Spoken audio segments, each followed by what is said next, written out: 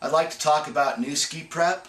Over the last 5 years, the manufacturers who are making these skis have established these new trim disc type of machines that are helping us get the bottom base geometry to the base bevels that we're needing, and also the side edge angles that we're trying to produce.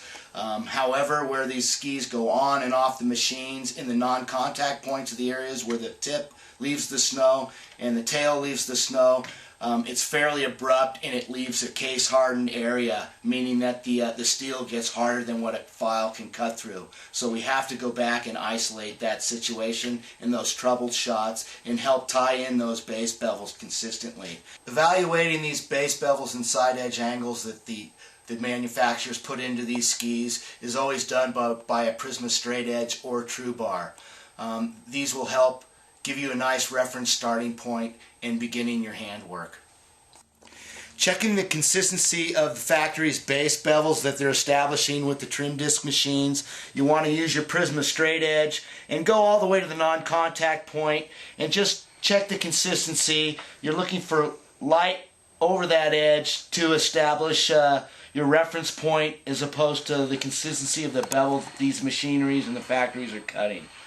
And I like to look at the edge and work my way down, just making sure that the light over that edge is nice and consistent. Getting back into the non-contact points, I can see where these machines have left and made the bevels more abrupt.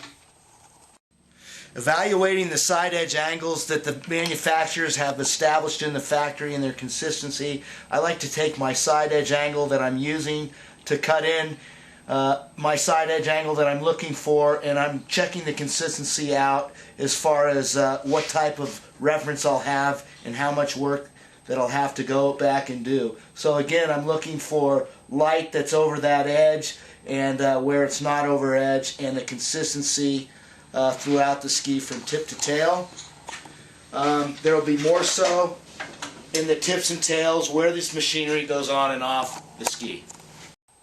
Okay, I want to talk about hot scraping. It's best to hot scrape with the yellow wax, which is the softer out of the line, and it's a lower melting point, and it's going to get you to the heart of the matter. You want to go ahead and open up that base with a steel brush and really get down deep into that structure, making that base porous and more receptive to a hot scrape.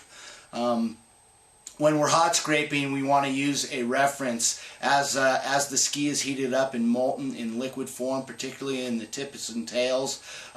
We want to scrape that molten wax off, bringing the impurities to the surface and controlling it, and as a reference you're looking at your wax shavings and the amount of dirt that's in there. Sometimes this technique takes 2 or 3 times, sometimes it takes 2 times, sometimes it takes 5 times, but your final reference is in the dirt and how much you're pulling out, and when there's no more dirt coming out is your final reference to saying that, yeah, I have a clean base now, and now it's time to layer up with some red.